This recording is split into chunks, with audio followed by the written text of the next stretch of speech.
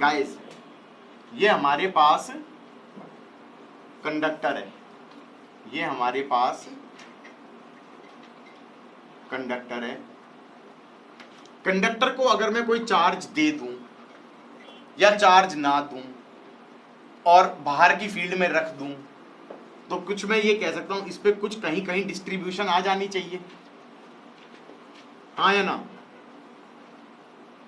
कैसे डिस्ट्रीब्यूशन आ जानी चाहिए कि अंदर हर जगह फील्ड हो जाए 0, और जो डिस्ट्रीब्यूशन आएगी वो हर जगह कैसी आएगी? सिग्मा वाली। यहां पे सिग्मा 1 हो गया, यहां पर सिग्मा 2 हो गया। Does that make sense? और यहां पर सिग्मा 1 वाली आ गई तो यहां पर जस्ट बाहर फील्ड कैसे होती थी? Perpendicular to surface. इसको E1 बोल दो। ये बताओ ये E1 सिर्फ सिग्मा 1 के कारण है या E नेट है? ये E नेट है ना? नेट है ना, क्योंकि field line net, field line is ऐसे परपेंडिकुलर टू द सरफेस, तो ये E नेट है टेक्निकली। ये अकेले सिग्मा 1 के कारण नहीं है, ये E नेट है। अब यहां पर एक सिलेंडर बना दूं, यहां पर फ्लक्स 0 हो जाएगा क्योंकि E 0 है। इस कर्व्ड एरिया पे एरिया वेक्टर ऐसे हो जाएगा और इलेक्ट्रिक फील्ड वेक्टर ऐसे होगा, तो E dA cos 90 हो जाएगा, फ्लक्स 0 हो जाएगा। तो फ्लक्स सिर्फ इस वाले पे हो जाएगा, वो हो जाएगा E1A। कितना हो जाएगा? E1A cos 0। बाकी फ्लक्स तो 0 हो गई। That should be charge enclosed. Charge enclose कितना हो जाएगा? ये वाले एरिया का charge. That means that is sigma 1 into A by epsilon naught. तो net electric field just outside conductor is sigma by epsilon naught. जैसे कि यहां पर फील्ड क्या हो जाएगी? Sigma 2 by epsilon naught.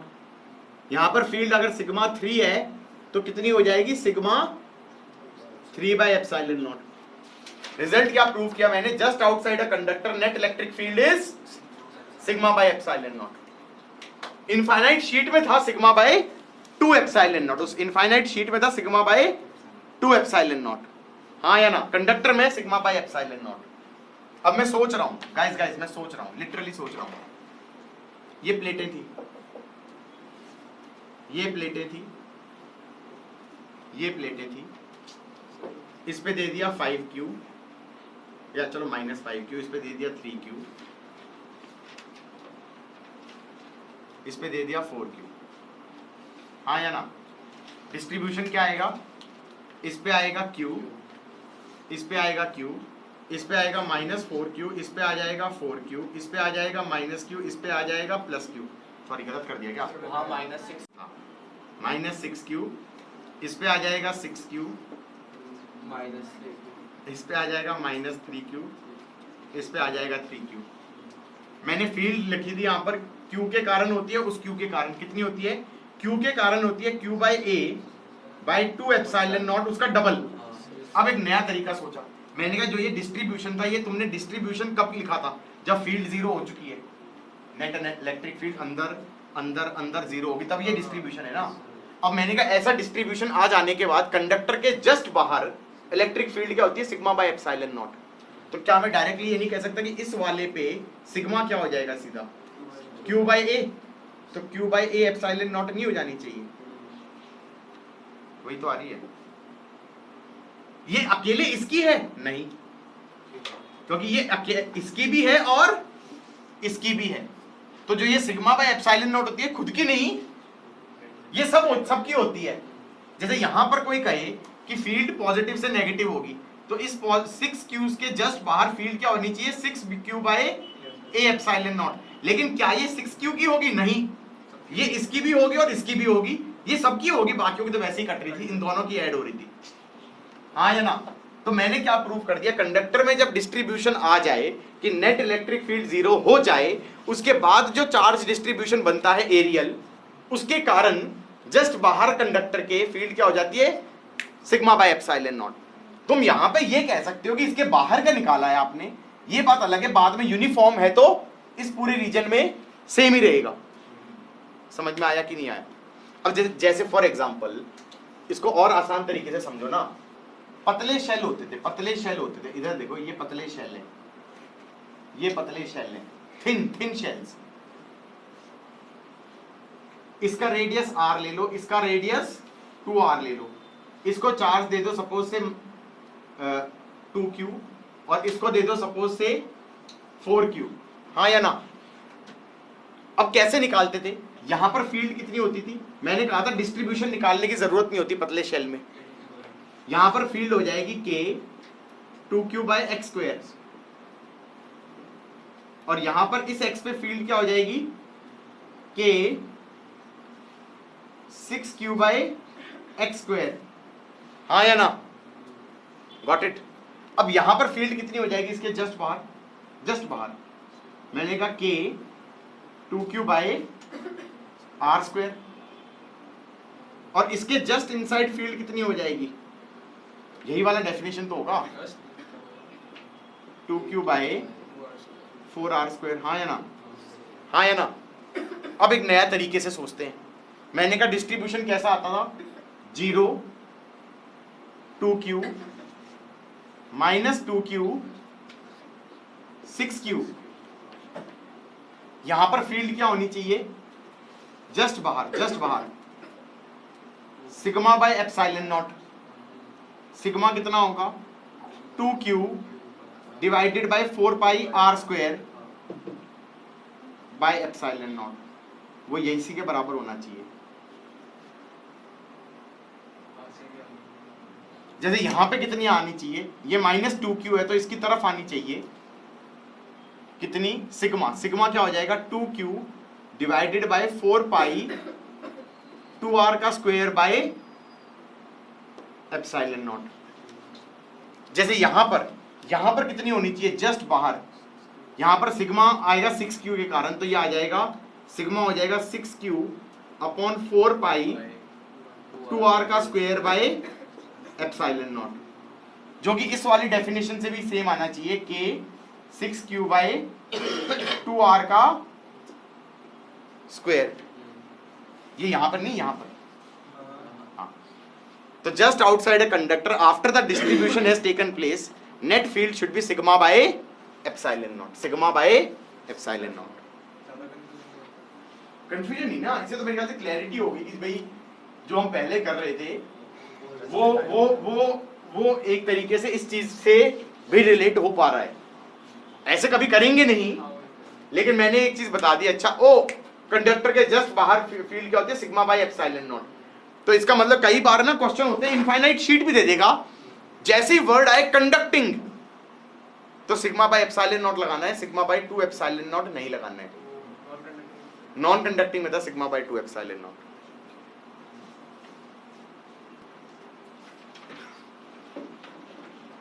This is a conductor, this is a conductor,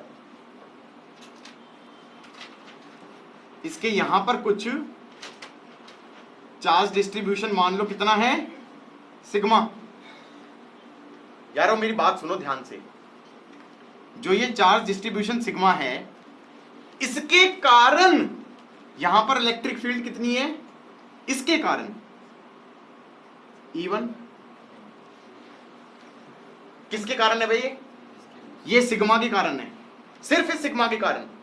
और मैं कह सकता हूं इसी के कारण अंदर कितनी हो जाएगी, ऐसे E1। आधार को समझ में नहीं आया भाई, ये कंडक्टर था, यहां पर कुछ चार्ज दे दूं प्लस प्लस प्लस एरियल, उसके कारण यहां पर जो फील्ड होगी उसको बोल दो ES, तो बाहर भी कैसे होगी ES, ES हो गया E सेल्फ, E सेल्फ। और फिर मैंने कहा कि ऐसे कंडक्टर था, यहां पर नेट जीरो होना चाहिए, तो E एक्सटर्नल ऐसे होना चाहिए सो दैट कि ये कट जाए, और जो E एक्सटर्नल यहां पे होगा वही E एक्सटर्नल यहां पर भी होना चाहिए, ऐड हो रहा होगा, और इन दोनों का सम होना चाहिए σ/ε0। तो क्या मैं कह सकता हूं E self plus E external should be σ/ε0 and E self should be same as E external. So can I say E self is same as E external is same as σ/2ε0। तो वो क्या प्रूव कर दिया मैंने, ये prove कर दिया मैंने ये प्रूव कर दिया कि जो ये सिग्मा 1 है इसके जस्ट बाहर नेट फील्ड तो थी कितनी, सिग्मा 1 बाय एप्सिलॉन नॉट,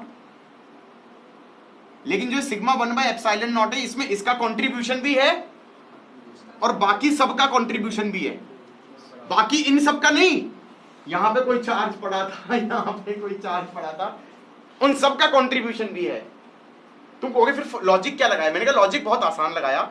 मैंने कहा इतने के कारण जस्ट बाहर जो फील्ड होगी वही जस्ट अंदर होगी, सेल्फ वाली अपोजिट डायरेक्शन में।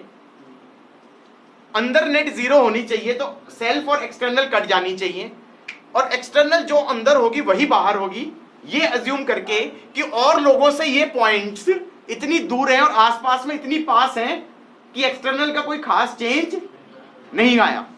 लॉजिक समझ में आया कि इन चार्जेस से ये पॉइंट इतनी दूर हैं कि यहां पर जो ई एक्सटर्नल है वही यहां ई एक्सटर्नल है, यहां पर जो ई सेल्फ है यहां पर वही सेम ई सेल्फ है, लेकिन डायरेक्शन उल्टी है। तो मैंने कहा नेट यहां पर सिग्मा बाय एप्सिलॉन नॉट है, इसका मतलब उसमें ई एक्सटर्नल का contribution sigma by 2 epsilon naught है और सेल्फ का contribution sigma by 2 epsilon naught है। अब मैं सोच रहा हूं ये मेरे पास फिर से कंडक्टर बनाया और यहां पर मैंने चार्ज डिस्ट्रीब्यूशन क्या दिया, ये कंडक्टर है सिग्मा, और यहां पर सिग्मा डिस्ट्रीब्यूशन है तो इतना छोटा सा सरफेस लिया, यहां पर जो इस पे फोर्स लगेगा वो सेल्फ के कारण थोड़ी लगता है, वो सिर्फ ई एक्सटर्नल के कारण लगता है। तो ई एक्सटर्नल कितना हो गया, sigma by 2 epsilon naught into D Q, can I say that is D F, और डी क्यू को लिख सकता हूं सिग्मा इंटू डी एरिया। तो मैंने कहा d F upon d area is force per unit area, that is sigma square by 2 epsilon naught. This is called as pressure, this is also called as electrostatic pressure, sigma square by 2 epsilon not.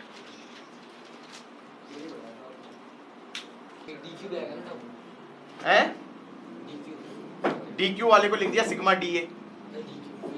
D q क्या है भैया, इतने पे जो charge है, हाँ या ना, तो सिग्मा डी ए हो गया वो। अब मैंने कह दिया फोर्स पर यूनिट एरिया कितना हो गया, sigma square by 2 epsilon naught. तो मैंने कह दिया प्रेशर हो गया हमारा sigma square by 2 epsilon naught. This is also called as electrostatic pressure, this is also called as electrostatic pressure.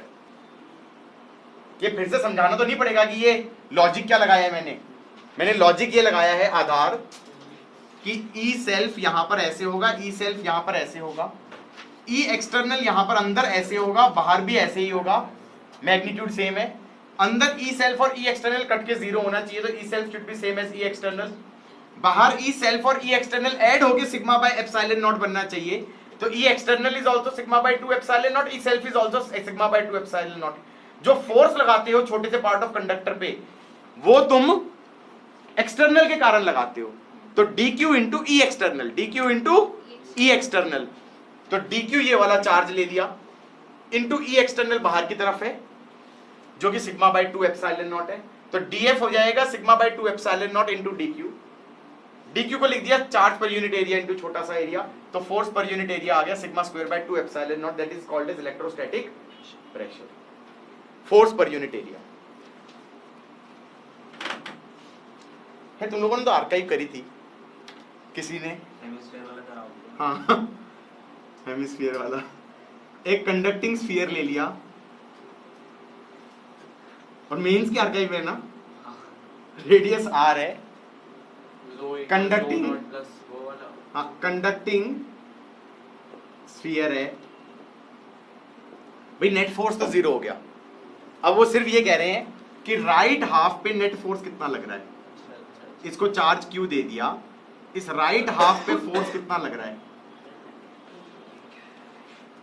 हाँ या ना, फोर्स लगेगा, क्यों लगेगा, क्योंकि ये बेसिकली कंडक्टर है, ऊपर चार्जेस आ गए, ऊपर चार्जेस आ गए तो तुम्हें ये फील आना चाहिए ये जो पॉजिटिव चार्ज है इस पे इधर की तरफ फोर्स लगेगा पीडीए, इस पे फोर्स लगेगा पीडीए, इस पे फोर्स लगेगा पीडीए, इस पे फोर्स लगेगा पीडीए 3D में, हाँ या ना, उसका रिजल्टेंट फोर्स शायद इधर की तरफ आएगा, हाँ या ना। कैसे करेंगे, टेक्निकल तरीका ऐसे कर दो ना कि, अच्छा करके दिखाओ, एंगल थीटा लो, डी थीटा लो, और यहां पर एक रिंग बना दो।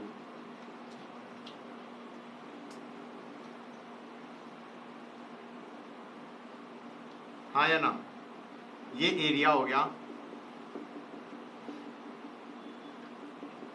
इस पे फोर्स कैसे लगेगा इस एरिया पे, ऐसे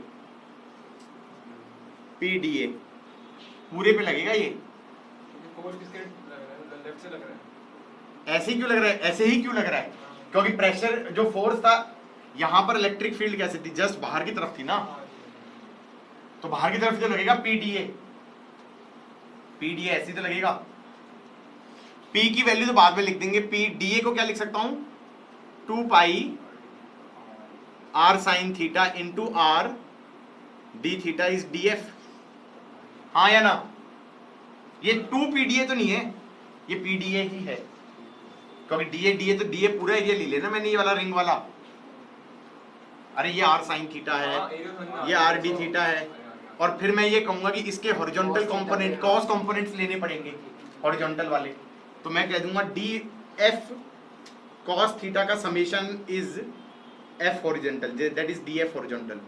तो ये आ जाएगा p 2 pi r sin theta into r d theta into cos theta का integration is f horizontal. Theta goes from 0 से लेकर 90। p इंटू पाई r स्क्वेयर तो बाहर आ गया, 2 sin थीटा का इंटीग्रल हो गया, that is minus cos 2 theta by 2, 0 से 90, तो ये आ गया minus cos 180 minus of minus cos 0 by 2, ये पूरा 1 हो जाएगा, और आंसर आ गया p पाई r स्क्वेयर, p पाई r स्क्वेयर।